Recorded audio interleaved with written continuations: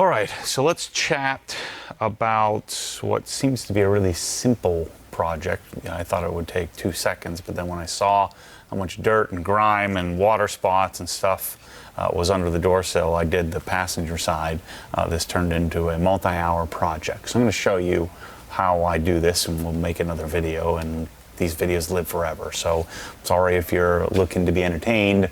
I'm looking to get this car perfected, and so this is part of the process. So this is, I don't know how well you can see that, but this is the one from the passenger side. There's water spots. All the rubber trim has fallen off, and you know, it's just not in good shape, right? And so I yanked this one off, and here's what a new one looks like. So you have fresh rubber trim, everything looks beautiful and clean. But in order to make this look its best, I think the surrounding area of the door jamb needs to look good as well. And so I'm going to pull this off, show you how to pull this off, show you how to replace it. We're going to hopefully get this off without breaking any of the clips, because I didn't buy any extras. We were able to get the passenger side off, but you can see, you know, the rubber, shoot, I mean, it's just brittle, and I mean, it's kind of sticky and gross, and the rubber over here is completely gone, and then we have water spots and gunk and all kinds of stuff all over the place here. So let's yank this off, and then let's clean the door jamb up. I'll show you the whole process that I went through on the passenger side to make it so that we can make this new piece look beautiful. So I was planning on taking all this interior stuff apart, but I don't need to replace this. Mine is in really great shape. Darn near perfect. Same thing with the rubber seal around the door. And so I tried on the other side thinking, you know, I would have to pull this all apart, but really you can just pull this off in one piece without having to take the interior pieces off. We weren't sure about that, but sure enough, it worked out okay. So you just want to be careful. Most of the tabs I found stayed in the car.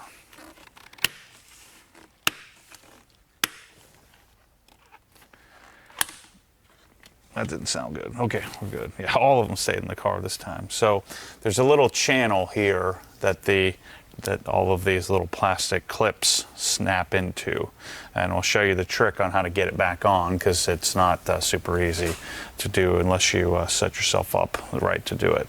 So there's the original factory piece. It's got some weird water spots on it. All these water spots on here. It's seen better days. I mean, it's 25 years old, so I mean, what do you expect? And so for most E36s, I mean, this probably looks great, but for mine, we're gonna do something better. So now let me grab a little clip, a clip remover tool, I should say. So here's what we do to get these off. Obviously, we're gonna clean all this dirt off. Just take this, nice and gentle. Under cabinet lights. Yep. Probably. We're just going to kind of wiggle these out one at a time, because we're going to reuse all these. I'm sure you could buy these, so it might make sense to buy these so that you have them in case you break one. Let's just cross our fingers.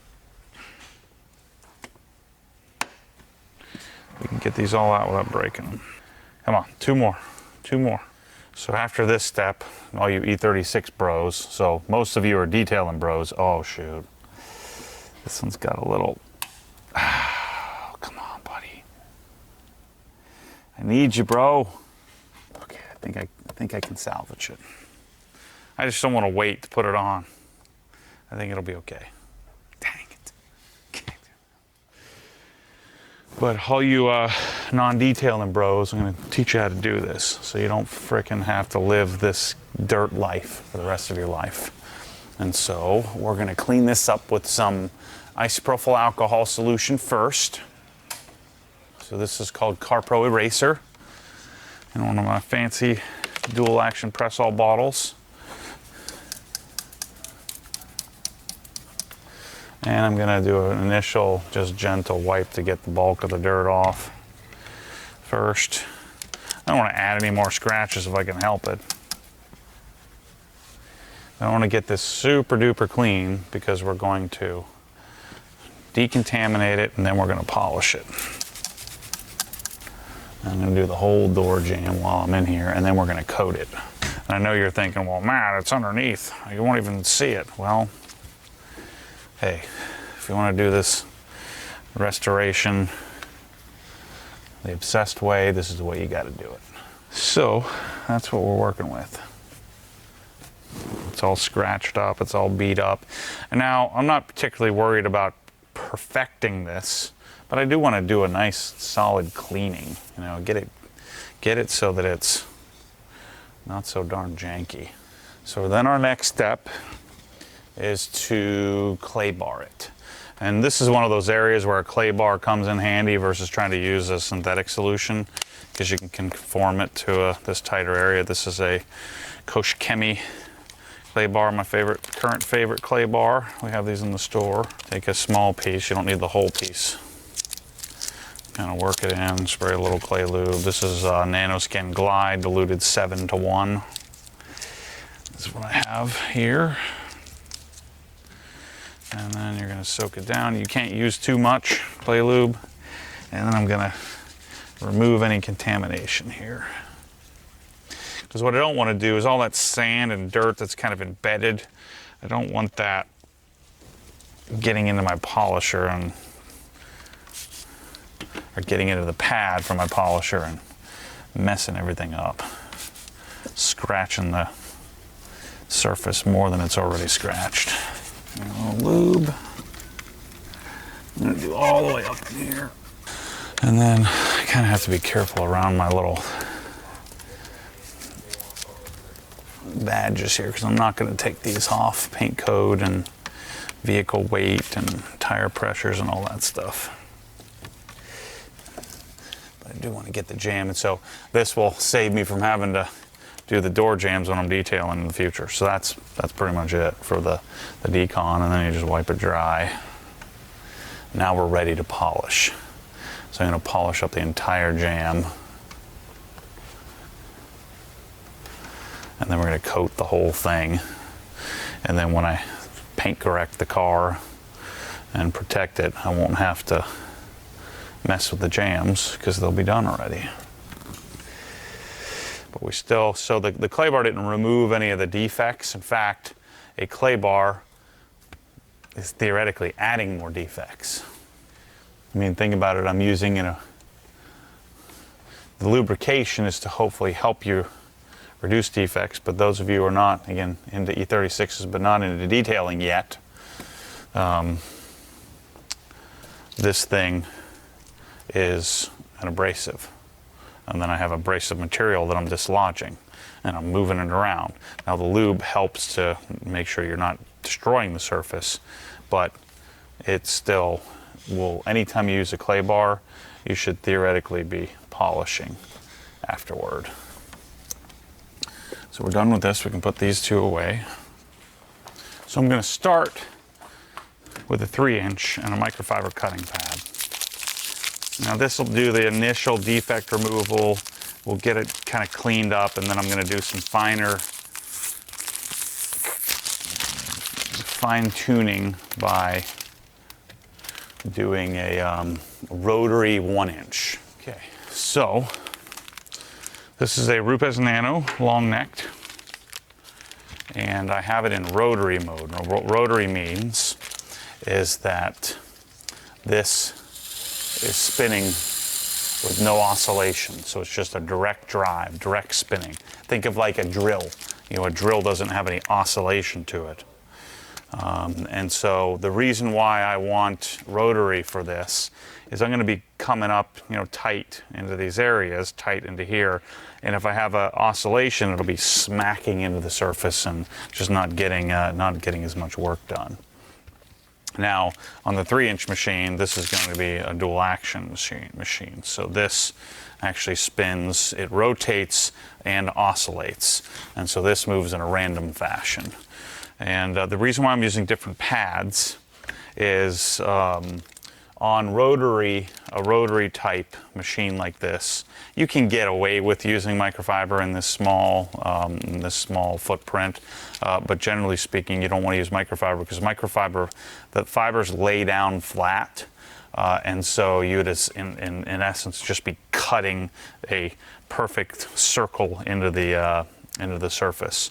Whereas with a random movement, that can't happen because it's moving the fibers around. So anyway, I like to use wool when I'm doing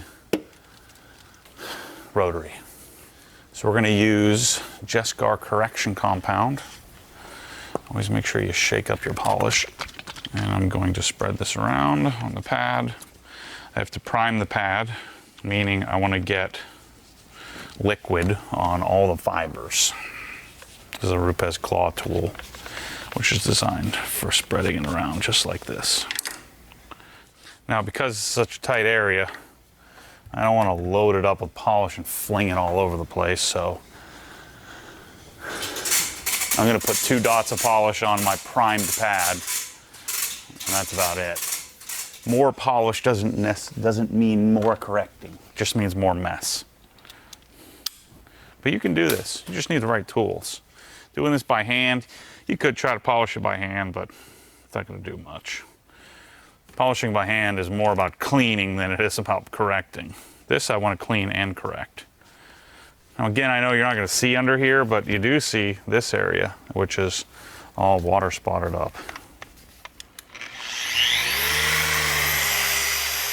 See how the 3-inch, see how it's smacking into the edge there? It's not really doing a whole heck of a lot other than getting all that dirt off. So I found this process worked pretty well on the other side. Fresh towel, fresh pad.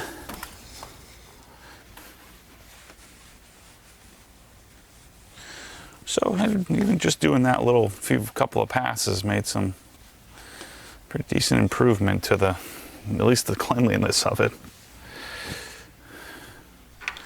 Now, because I'm not really worried about perfecting this part here in this step, I'm not going to worry about blowing out the pad, but you should blow out the pad often.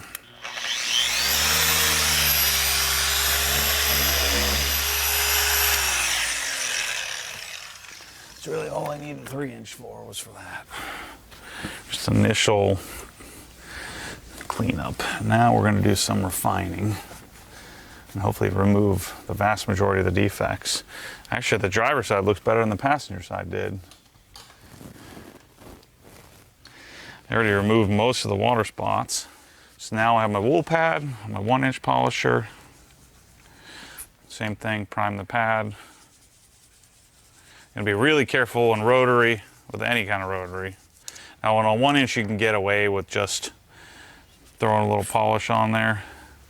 But on a bigger, you would want to put a bead and then grab it. Let me swap my battery so I have a fresh battery.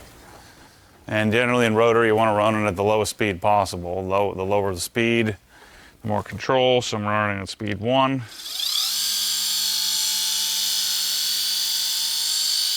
I'm going to do my thing. Spread it around first. This polish that I'm using is what's called a diminishing polish. So it breaks down as I do more passes. So I want to get the same kind of correction across the whole surface. So I want to spread it around, then do the work, which is what I'm doing now. And this kind of work is more about feeling good than it is about, I mean, you can see this part, but the underneath part here really obviously doesn't matter, but why not? We're here, we're restoring this thing. Let's make it awesome.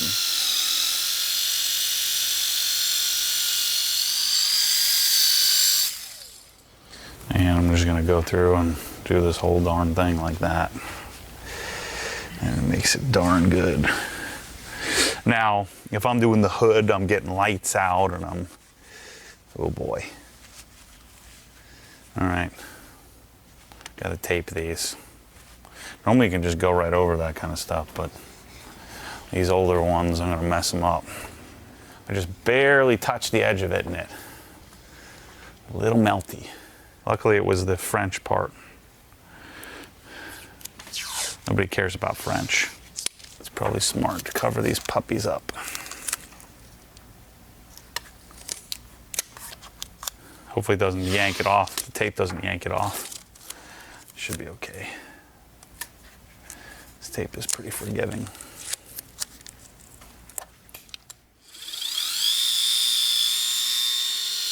Remember that polishing is not about moving the product around. It's about the product removing the defects. So we're not applying a product here. We're using this as an abrasive to remove material, remove clear coat, so that we can remove defects, scratches, swirls, funky stuff. Sometimes water spots can be removed this way.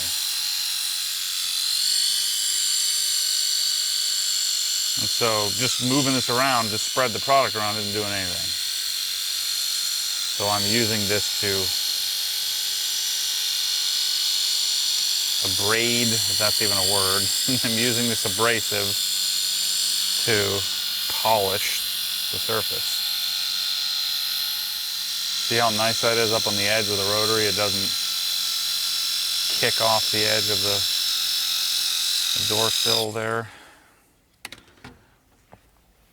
And so you'll see me later when I start polishing the car. I'm going to be getting lights out and checking my work here. I don't really, it's going underneath the darn plastic thing. So I want it to improve. I want it to look decent. But I'm not micromanaging it.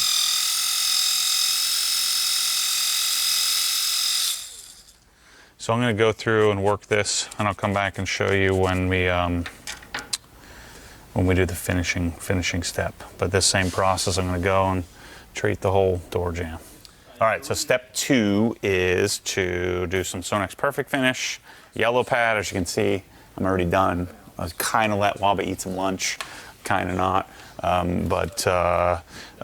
went, and did the same exact process you saw me do, but with Perfect Finish, wiped it down, wipe the polish off, and now what I'm going to do is I'm going to use the eraser, prep it to coat it. So we're going to coat this with Crystal Serum Light and EXO from G-Technic.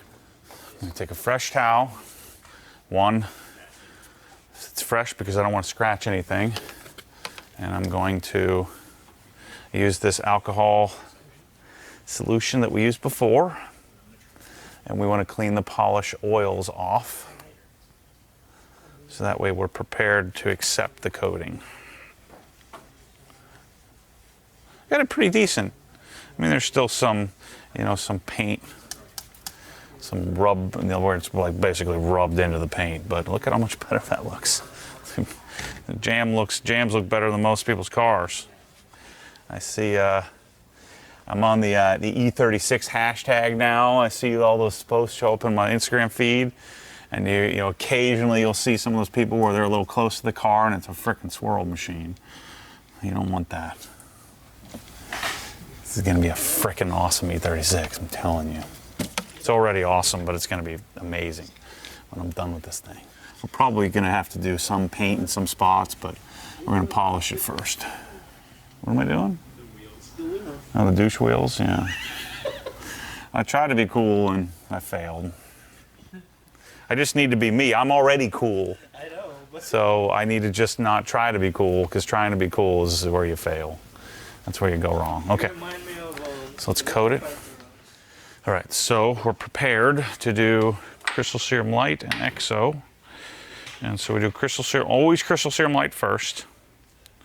And I'm not going to let it cure. It's the freaking door jamb. So I'm going to slap this on and slap some EXO on right after it. I'm going right over all these, which should be fine. Clean all this up. It's all nice and cleaned. And then we'll put our new door sill on. What do we call that thing? What's that thing called? Entry door sill, logoed entry door sill, something or other. But man, wait till you see how good this looks when it's done. Do that, and we need a towel. It's pretty much wipe on, wipe off, and we're gonna just level it. We have the nicest E36 door jambs in the world. That's what this video is gonna be titled. Well, I was gonna run home and do his now. And I'm gonna go right into EXO. So this is a topper called EXO, and I'm putting on here. How are all these dudes that are all about cheap, everything's cheap, now all of a sudden it's okay to have a $200 coating? You know what I'm saying? They're the only one that's charging that high, honestly. Like all these guys are all about discount, bargain, long lasting, and now it's okay to have a frickin' $180 coating with the $100 bottle of spritz for it. I don't understand why that's okay now. I mean, I'll pay for it if it's great, but this is 60 bucks a bottle. It's freaking fantastic. Okay, so now we're done, and all we got to do is put the door sill on, which is the best part. And hopefully I can get that tab that I was kind of snapped a little bit to work.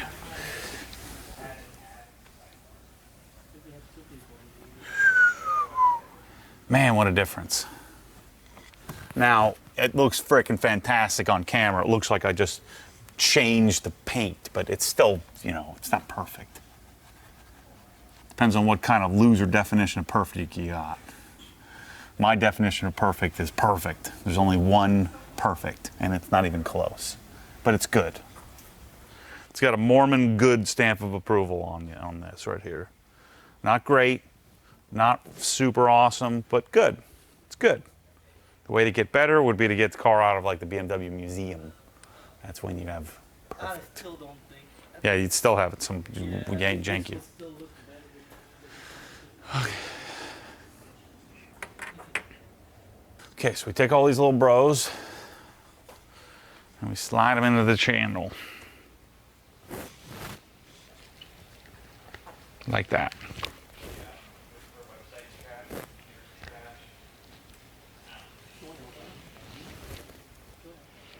Okay, so those are all on there now. Looks like we're going to be safe. And now, oh boy. This is where having a lift will change your life. Because now I can take these, get them relatively aligned. I guess 2, 3. Okay, I'm gonna take this, tuck it up in here, get it lined up. Oh, thanks. You know him? I wouldn't hold that again. Oh, come on. So by putting it up high, I can see. Did you see the video of it? Did he send you that? They did a video. Why is it so much easier on the other side? Can't see.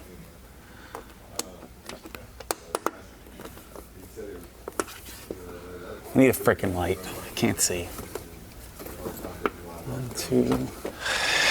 God dang it. It shouldn't be this hard. I did the other side in 20 seconds. 2. There we go.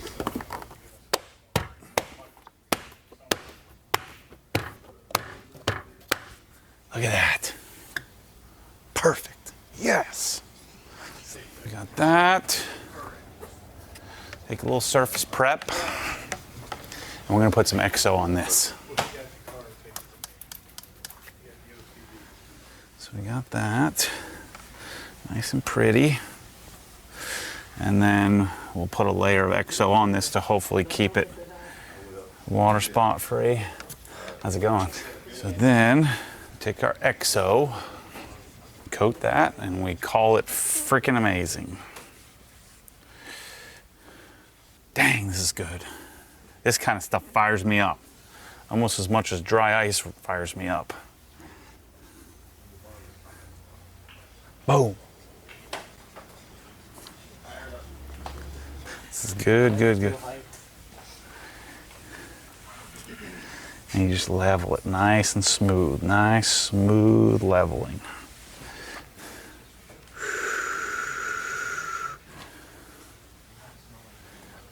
So good. So good.